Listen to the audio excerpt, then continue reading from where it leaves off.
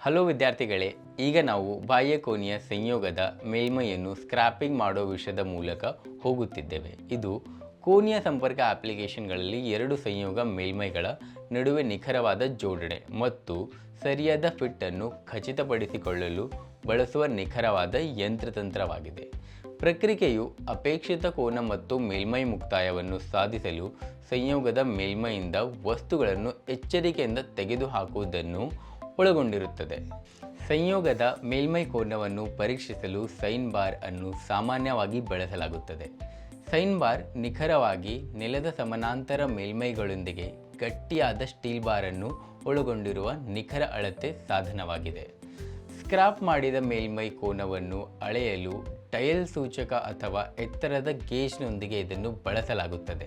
ಈ ವ್ಯಾಯಾಮದ ಕೊನೆಯಲ್ಲಿ ನೀವು ಕಲಿಯುವುದೇನೆಂದರೆ ಫೈಲ್ ಅನ್ನು ಚಪ್ಪಟೆಗೊಳಿಸಿ ಮತ್ತು ಚೌಕಗೊಳಿಸಿ, ಚಿತ್ರದ ಪ್ರಕಾರ ಗುರುತಿಸಿ ಮತ್ತು ಸಾಕ್ಷಿ ಗುರುತುಗಳನ್ನು ಗುರುತಿಸಿ.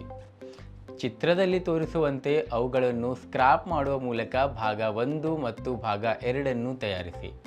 ಸೈನ್ ಬಾರ್ ಮತ್ತು ಡಯಲ್ ಸೂಚಕಗಳೊಂದಿಗೆ ಕೋನವನ್ನು ಪರಿಶೀಲಿಸಿ.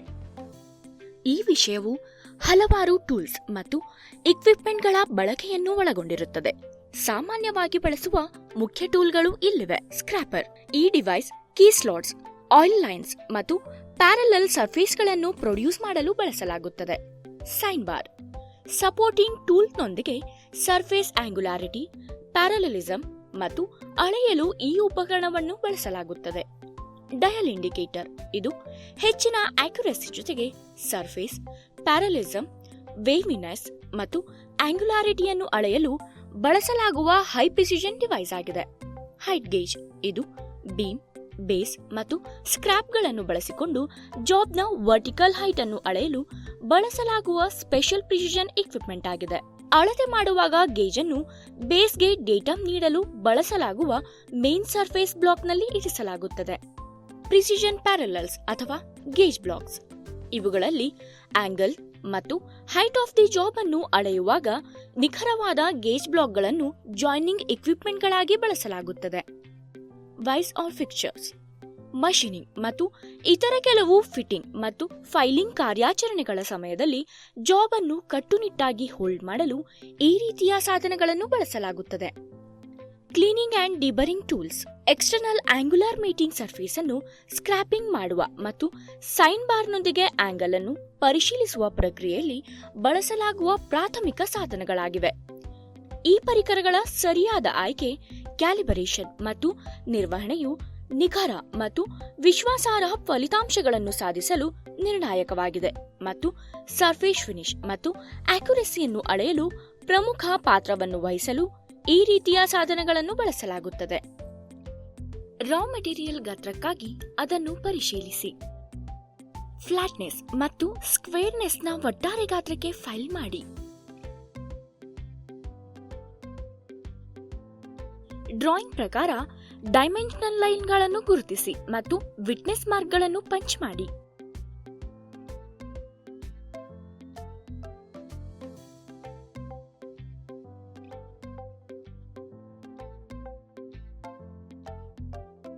ಚಿತ್ರ 1ರಲ್ಲಿ ತೋರಿಸಿರುವಂತೆ ಹ್ಯಾಕ್ಸಾವಿಂಗ್ ಮೂಲಕ ವಸ್ತುಗಳನ್ನು 2 ತುಂಡುಗಳಾಗಿ ಪಾರ್ಟ್ 1 ಮತ್ತು ಪಾರ್ಟ್ 2 ಆಗಿ ಕತ್ತರಿಸಿ.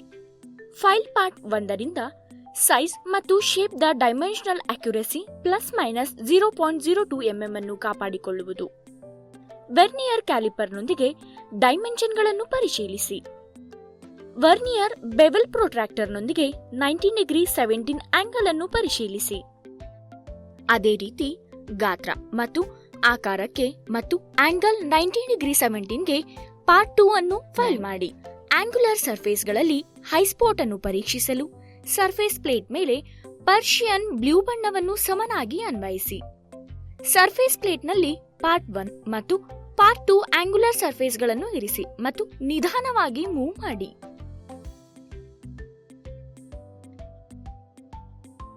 ಸರ್ಫೇಸ್ ಪ್ಲೇಟ್ನಿಂದ ಜಾಬ್ ಅನ್ನು ತೆಗೆದುಕೊಳ್ಳಿ ಮತ್ತು ಆಂಗ್ಯುಲರ್ ಸರ್ಫೇಸ್ಗಳಲ್ಲಿ high spot Prussian blue spotted mark ಅನ್ನು ಗಮನಿಸಿ. ಬೆಂಚ್ ವೈಸ್ನಲ್ಲಿ ಜಾಬ್ ಅನ್ನು ಹೋಲ್ಡ್ ಮಾಡಿ. ಫ್ಲಾಟ್ ಸ್ಕ್ರಾಪ್ನೊಂದಿಗೆ ಹೈಸ್ಪಾಟ್ಗಳನ್ನು ಸ್ಕ್ರಾಪ್ ಮಾಡಿ ಮತ್ತು ತೆಗೆದುಹಾಕಿ. ಪರ್ಷಿಯನ್ ಬ್ಲೂ ಭಾಗದ ಸಂಪೂರ್ಣ ಕೋನೀಯ ಮೇಲ್ಮೈಗಳನ್ನು ಆವರಿಸುವವರೆಗೆ ಪ್ರಕ್ರಿಯೆಯನ್ನು ಪುನರಾವರ್ತಿಸಿ.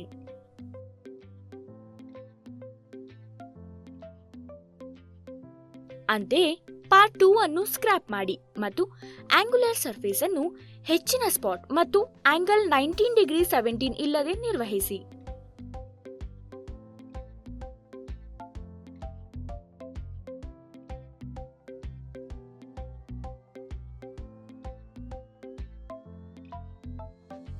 ಸರ್ಫೇಸ್ ಪ್ಲೇಟ್, ಸೈನ್ ಬಾರ್ ಮತ್ತು ಸ್ಲಿಪ್ ಗೇಜ್ ಅನ್ನು ಮೃದುವಾದ ಬಟ್ಟೆಯಿಂದ ಸ್ವಚ್ಛಗೊಳಿಸಿ. ಸ್ಲಿಪ್ ಗೇಜ್ ಅನ್ನು 33.024 mm ಎತ್ತರಕ್ಕೆ ಆಯ್ಕೆ ಮಾಡಿ. ನಲ್ಲಿ ಪಾರ್ಟ್ 1 ಅನ್ನು ಸೆಟ್ ಮಾಡಿ ಮತ್ತು ಅದನ್ನು ಸರಿಯಾಗಿ ಕ್ಲಾಂಪ್ ಮಾಡಿ.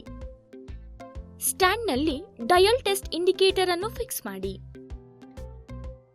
ಜಾಬ್ ನ ಆಂಗ್ಯುಲರ್ ಸರ್ಫೇಸ್ ನಲ್ಲಿ ಡಯಲ್ ಟೆಸ್ಟ್ ಇಂಡಿಕೇಟರ್ ಪ್ಲಂಗರ್ ಅನ್ನು ಸೆಟ್ ಮಾಡಿ.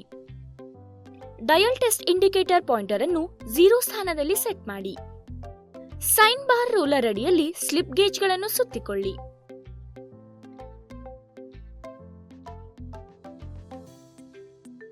ಡಯಲ್ ಟೆಸ್ಟ್ ಇಂಡಿಕೇಟರ್ ಅನ್ನು ಒಂದು ತುದಿಯಿಂದ ಇನ್ನೊಂದು ತುದಿಗೆ ಮೂವ್ ಮಾಡಿ ಮತ್ತು ಆಂಗ್ಯುಲರ್ ಸರ್ಫೇಸ್ ಸಮಾನಾಂತರತೆಯನ್ನು ಪರಿಶೀಲಿಸಿ.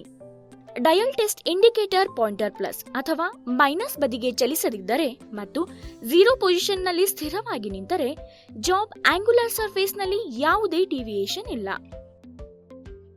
ಬದಲಿಗೆ dial test indicator pointer plus ಅಥವಾ ಮೈನಸ್ ಸೈಡ್ ಮೂವ್ ಆದರೆ ಜಾಬ್ ಆಂಗ್ಯುಲರ್ ಸರ್ಫೇಸ್ನಲ್ಲಿ ಡಿವಿಯೇಷನ್ ಇದೆ ಎಂದರ್ಥ.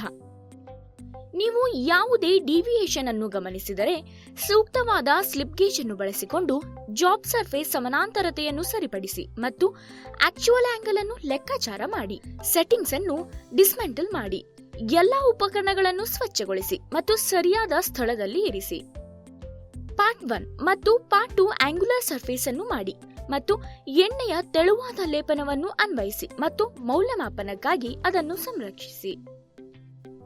Tan theta is equal to opposite side divided by adjacent side is equal to 35 divided by 100 is equal to 0.35. Tan theta is equal to 0.35.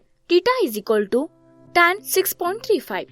Theta is equal to 19 degree 17 minutes 20 seconds. Hence, theta is equal to 19 degree 17 minutes 20 seconds as per trigonometric table.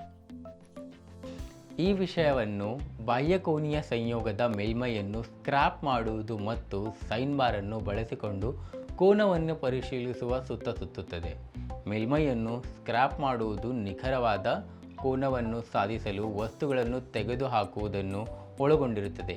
ಈ ಪ್ರಕ್ರಿಯೆ ಮೇಲ್ಮೈಯನ್ನು ಸ್ವಚ್ಛಗೊಳಿಸುವುದು. Flat ರೆಫರೆನ್ಸ್ನ ಪ್ಲಾನ್ನಲ್ಲಿ sine bar ಅನ್ನು ಹೊಂದಿಸುವುದು, work piece ಅನ್ನು ಆರೋಹಿಸುವುದು ಮತ್ತು ವಿಚಲನಗಳನ್ನು ಅಳೆಯಲು dial ಸೂಚಕವನ್ನು ಇರಿಸುವುದು ಸೇರಿದಂತೆ ಹಲವಾರು ಹಂತಗಳನ್ನು ಒಳಗೊಂಡಿರುತ್ತದೆ. ವರ್ಕ್ ಪೀಸ್ನಲ್ಲಿ ಅಪೇಕ್ಷಿತ ಕೋನವನ್ನು ಸಾಧಿಸಲು ಶಿಮ್ಗಳು ಅಥವಾ ಇತರ ವಿಧಾನಗಳನ್ನು ಬಳಸಿಕೊಂಡು ಕೋನವನ್ನು ಸರಿಹೊಂದಿಸಲಾಗುತ್ತದೆ. ಸ್ಕ್ರಾಪಿಂಗ್ ಪ್ರಕ್ರಿಯೆಯನ್ನು ಸ್ಕ್ರಾಪರ್ ಉಪಕರಣವನ್ನು ಬಳಸಿ ನಡೆಸಲಾಗುತ್ತದೆ. ಒತ್ತಡವನ್ನು ಸಹ ಅನ್ವಯಿಸಲಾಗುತ್ತದೆ ಮತ್ತು ನಿಯಂತ್ರಿತ ಸ್ಟ್ರೋಕ್ಗಳನ್ನು ಮಾಡುತ್ತದೆ. ಕೋನವನ್ನು ನಿಯತಕಾಲಿಕವಾಗಿ ನಿಖರವಾದ ಮಟ್ಟ ಅಥವಾ ಕೋನಮಾಪನ ಸಾಧನವನ್ನು ಬಳಸಿ ಪರಿಶೀಲಿಸಲಾಗುತ್ತದೆ. ಸೈನ್ ಬಾರ್ ಉಲ್ಲೇಖದ ಮೇಲ್ಮೈಯಾಗಿ ಕಾರ್ಯನಿರ್ವಹಿಸುತ್ತದೆ ಮತ್ತು ಅಪೇಕ್ಷಿತ ಕೋನದಲ್ಲಿ ವರ್ಕ್ ಪೀಸ್ ಅನ್ನು ಹೊಂದಿಸಲು ಸಹಾಯ ಮಾಡುತ್ತದೆ. ಪ್ರಕ್ರಿಯೆಯ ಸಮಯದಲ್ಲಿ ನಿಖರವಾದ ಅಳತೆಗಳು ಮತ್ತು ಹೊಂದಾಣಿಕೆಗಳನ್ನು ಖಚಿತಪಡಿಸಿಕೊಳ್ಳಲು ಇದು ಸಹಾಯ ಮಾಡುತ್ತದೆ. ಡಯಲ್ ಸೂಚಕವು ಅಪೇಕ್ಷಿತ ಕೋನದಿಂದ ವಿಚಲನಗಳನ್ನು ಅಳೆಯಲು ಸಹಾಯ ಮಾಡುತ್ತದೆ. ಬಯಸಿದ ಕೋನವನ್ನು ಸಾಧಿಸಿದ ನಂತರ ಯಾವುದೇ ಶಿಲಾಖಂಡ ರಾಶಿಗಳನ್ನು ತೆಗೆದುಹಾಕಲು ಮೇಲ್ಮೈಯನ್ನು ಸ್ವಚ್ಛಗೊಳಿಸಲಾಗುತ್ತದೆ ಮತ್ತು ನಿಖರತೆಗಾಗಿ ಕೋನವನ್ನು ಮರುಪರಿಶೀಲಿಸಲಾಗುತ್ತದೆ. ನೀವು ಎಲ್ಲ ಪರಿಕಲ್ಪನೆಗಳನ್ನು ಮತ್ತು ವ್ಯಾಯಾಮಗಳನ್ನು ಅರ್ಥ ಮಾಡಿಕೊಂಡಿದ್ದೀರಿ ಎಂದು ನಾನು ಭಾವಿಸುತ್ತೇನೆ. ನಮ್ಮ ಮುಂದಿನ ವಿಡಿಯೋದಲ್ಲಿ ನಾವು ನಿಮಗೆ ಮತ್ತೊಂದು ಅದ್ಭುತ ಪರಿಕಲ್ಪನೆಯನ್ನು ತರುತ್ತೇವೆ. ಅಲ್ಲಿಯವರೆಗೆ ಕಾಳಜಿ ವಹಿಸಿ.